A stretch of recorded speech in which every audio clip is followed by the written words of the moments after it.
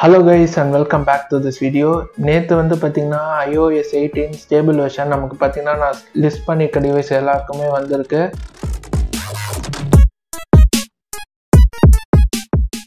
So இதை நீங்கள் install பண்ணலாமா வேணாமா, என்னென்ன ஃபீச்சர்ஸ்லாம் இருக்குது, இதை நான் யூஸ் பண்ண வரைக்கும் எப்படி இருக்குன்றத டீட்டெயிலாக இந்த வீடியோவில் பார்க்கலாம். ஸோ முதல்ல நமக்கு ஐஃபோனில் ஃபஸ்ட் டைமாக பார்த்தீங்கன்னா ஏகப்பட்ட கஸ்டமைசேஷன் ஆப்ஷன் கொடுத்துருக்காங்க. அதை முதல்ல நமக்கு லாஸ்ட் ஸ்க்ரீன் இங்கே லெஃப்ட் அண்ட் ரைட்டில் இருக்க ஐகான்ஸே பார்த்தீங்கன்னா நமக்கு இது வரைக்கும் சேஞ்ச் பண்ண முடியாத அளவுக்கு தான் இருந்தது.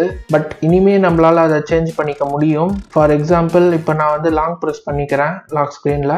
இப்போ கஸ்டமைசேஷன் ஆப்ஷன் கிளிக் பண்ணி லாக் ஸ்க்ரீன் கிளிக் பண்ணிக்கிறேன். ஸோ நீங்கள் பார்க்கலாம், இப்போ நான் எனக்கு ஃப்ளாஷ் லைட் வேணாம், வேறு ஏதாவது ஆப் வேணும்னா இனிமேல் என்னால் அதை வச்சுக்க முடியும். ஸோ எக்ஸாம்பிள் கேமரா ஸோ இது மாதிரி நம்மளால சேஞ்ச் பண்ணிக்கிற ஆப்ஷன் நமக்கு கிடைச்சிருக்கு. அதுக்கப்புறம் நமக்கு என்ன ஆப்ஷன் கொடுத்துருக்காங்கன்னு பார்த்தீங்கன்னா நோட்டிசபிளான சேஞ்சஸ் வந்து பார்த்தீங்கன்னா ஹோம் ஸ்க்ரீனில் நம்மளால இனிமேல் ஆப்ஸை கீழே மேலே வச்சுக்க முடியும். இப்போதான் வந்து பார்த்தீங்கன்னா நமக்கு ஐஃபோனில் வருது. இது ஒரு ஃபீச்சராக அவங்க இன்ட்ரடியூஸ் பண்ணுறாங்க. சரி ஓகே, ஆப்பிள் அப்படி தான் சின்னதாக இருக்க விஷயத்தே பெருசாக சொல்லுவாங்க. அதுக்கப்புறம் நம்ம கண்ட்ரோல் பேனலில் பார்த்தீங்கன்னா நமக்கு சேஞ்சஸ் வந்துருக்கு. மேலேயே பார்த்தீங்கன்னா பவர் பட்டன் கொடுத்துருக்காங்க. இனிமேல் பார்த்தீங்கன்னா அப் வால்யூம் வேணுமா, டவுன் பட்டன் வேணுமா, இந்த மாதிரி அவசரப்பட வேண்டிய அவசியம் இல்லை. ஸோ இதில் வந்து பார்த்தீங்கன்னா நமக்கு வேரியஸான ட்ரே போயிட்டே இருக்க ஆப்ஷன் மாதிரி கொடுத்துருக்காங்க. இது எக்ஸாம்பிள் நான் லாங் ப்ரெஸ் பண்ணேன்னா நமக்கு ஆட் கண்ட்ரோல்ஸ் கொடுத்தோன்னா ஏகப்பட்ட ஆப்ஷன்ஸ் இங்கே நமக்கு அவைலபிளாக இருக்குது. உங்களுக்கு பிடிச்சதை நீங்கள் வச்சுக்கலாம். நான் எனக்கு தேவையானதை நான் வச்சுருக்கேன். ஸோ இதையுமே நம்மளால் கஸ்டமைஸ் பண்ணிக்க முடியும்.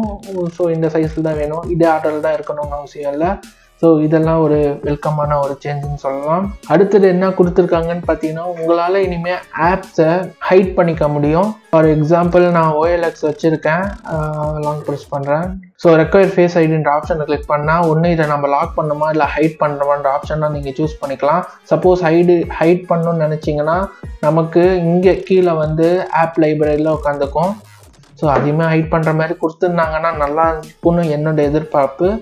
ஸோ அடுத்த கஸ்டமைசேஷன் ஆப்ஷன் வந்து பார்த்தீங்கன்னா ஹோம் ஸ்க்ரீனில் இனிமேல் யூனிக்காக நம்மளால் காட்டிக்க முடியும். எடிட் ஆப்ஷன் கிளிக் பண்ணிவிட்டு கஸ்டமைசேஷன் ஆப்ஷன் வந்தோன்னா டிண்டட் லார்ஜ் அப்படின்னு இருக்கும். இதை கிளிக் பண்ணனா வந்து பார்த்தீங்கன்னா க்ளீனாக இருக்கும் UI.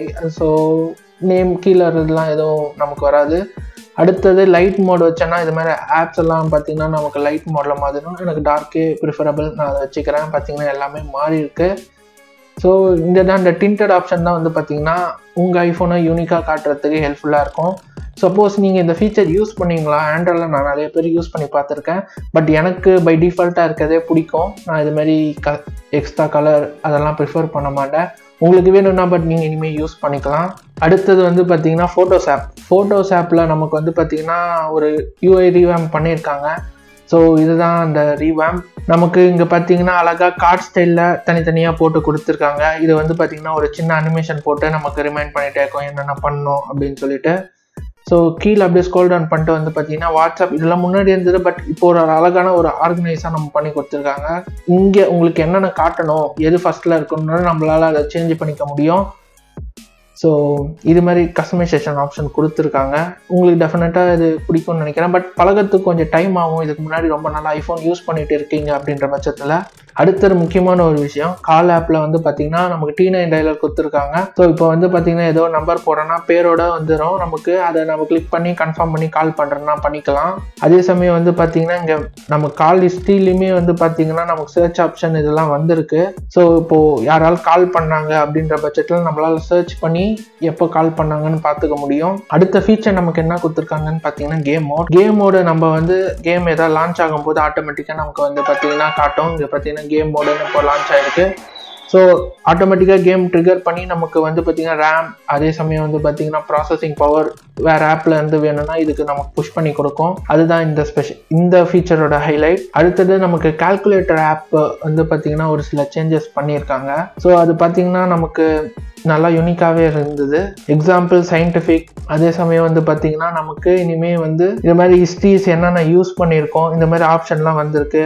பேக் பட்டன் கால்குலேட்டரில் இது மாதிரி நமக்கு பண்ணி கொடுத்துருக்கிறது ரொம்பவே நல்லா இருந்தது. அப்புறம் மேட் நோட்ஸ்ன்னு ஒரு புதுசாக ஒன்று பண்ணி கொடுத்துருக்காங்க. இது வந்து பார்த்தீங்கன்னா பேசிக்கலாக நோட்ஸ் ஆப் தான். இதில் என்ன ஹைலைட்டுன்னு வந்து பார்த்தீங்கன்னா இது மாதிரி நான் பென் டிசைன் கிளிக் பண்ணிவிட்டு இப்போ எக்ஸாம்பிள் நான் ஜஸ்ட் டூடில் பண்ணுறேன் 2 + 3 = 2ன்னு போட்டுன்னா ஆட்டோமேட்டிக்காக நமக்கு அது சம்மரைஸ் பண்ணி கொடுக்குது. ஸோ இதெல்லாம் வந்து பார்த்தீங்கன்னா ஆட் ஆன் டச் ரொம்பவே நல்லா இருக்குது. அடுத்தது நமக்கு ஃப்ளாஷ் லைட் ஆப்பில் வந்து பார்த்திங்கன்னா சின்ன யூஐ கரெக்ஷன் பண்ணியிருக்காங்க.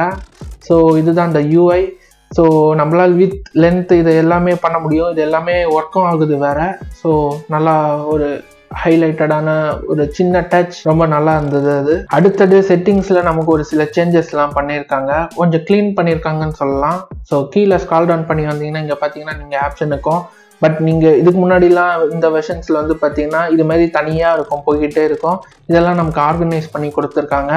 இப்போ வந்து பார்த்தீங்கன்னா நமக்கு ஐ ட்ராக்கிங் மோட் iOS 18 அவைலபிளாக இருக்குது. நீங்கள் செட்டப் பண்ணிங்கன்னா ஜஸ்ட் ஐஸை மூவ் பண்ணுறது மூலியமாகவே உங்களால் இமேஜ் ஸ்க்ரோல் அதெல்லாம் நம்மளால் பண்ணிக்க முடியும். ஸ்டில் நான் அது வந்து பார்த்தீங்கன்னா கொஞ்சம் ஸ்ட்ரெயினாக இருக்குன்னு நான் யூஸ் பண்ணுறது இல்லை. இது நீங்கள் வேணும்னா ட்ரை பண்ணி பார்த்துட்டு கீழே கமெண்ட் செக்ஷனில் சொல்லுங்கள். அடுத்து பாஸ்வேர்ட் ஆப் முன்னாடி இந்த தனியாக எடுத்து செப்பரேட்டடாக வச்சுட்டாங்க. நமக்கு வந்து பார்த்தீங்கன்னா பாஸ் கீயும் இல்லை நமக்கு அவைலபிள் கொடுத்துருக்காங்க. இதுவுமே ஒரு சின்ன அட்வான்டேஜ், நல்லா இருக்கு. இப்போ உங்களால் பார்த்தீங்கன்னா இமெசேஜில் கலர் எமோஜிஸ் அமைக்க முடியும். அதே சமயம் வந்து பார்த்தீங்கன்னா RCS சப்போர்ட் வந்து இம்ப்ளிமெண்ட் இன்னும் பண்ணலை. பட் அதுவும் வரும்போது உங்கள் ஃப்ரெண்ட் ஆண்ட்ராய்டு வச்சுட்டா இங்கே நீங்கள் என்ன ரியாக்ட் பண்ணுறீங்களோ அதையும் உங்களால் எக்ஸ்பீரியன்ஸ் பண்ணிக்க முடியும். உங்களால் இப்போ பார்த்தீங்கன்னா டெக்ஸ்ட் எஃபெக்ட்டுமே உங்களால் யூஸ் பண்ணிக்க முடியும். நீங்கள் ரேண்டமாக ஏதோ ஒரு டெக்ஸ்ட்டை நீங்கள் டைப் பண்ணிவிட்டு அதை செலக்ட் பண்ணிங்கனாலே போதும். ரைட் சைடில் இருக்க நமக்கு அந்த ஏ ஐக்கானை கிளிக் பண்ணிங்கன்னா எஃபெக்ட் வர ஆரம்பிச்சிடும். உங்களுக்கு என்ன எஃபெக்ட் வேணுமோ அதை போட்டு சென்ட் பண்ணிங்கன்னா அதுவுமே அவங்களால் பார்த்துக்க முடியும். இது மட்டும் இல்லாமல் பார்த்தீங்கன்னா ஜென் எமோஜியுமே இருக்குது. இதெல்லாம் ஏஐ வரும்போது தான் நமக்கு பார்த்தீங்கன்னா நமக்கு அது தெரியும் எப்படி இருக்குன்னு. இப்போ பார்த்தீங்கன்னா நான் 15 Pro யூஸ் பண்ணிட்டு இருக்கேன். நான் 18.1 அப்டேட் நான் இன்ஸ்டால் பண்ணியிருக்கேன். இதில் சில சேஞ்சஸ்லாம் இருக்குது. இதை நம்ம வந்து ஸ்டேபிள் வெர்ஷன் ரிலீஸ் ஆகும்போது நம்ம அப்போ பார்க்கலாம். அதில் தான் வந்து பார்த்தீங்கன்னா உங்களுக்கு கால் ரெக்கார்டிங் ஆப்ஷன் iPhone 12+ மாடல்ஸ் வந்து அது அவைலபிளாக இருக்கும். ஸோ எக்ஸாம்பிள் இந்த சிரி ஆப்ஷன்லாம் வந்து பார்த்தீங்கன்னா 15 Pro மாடல்லேருந்து தான் சப்போஸ் எலிஜிபிள் அது.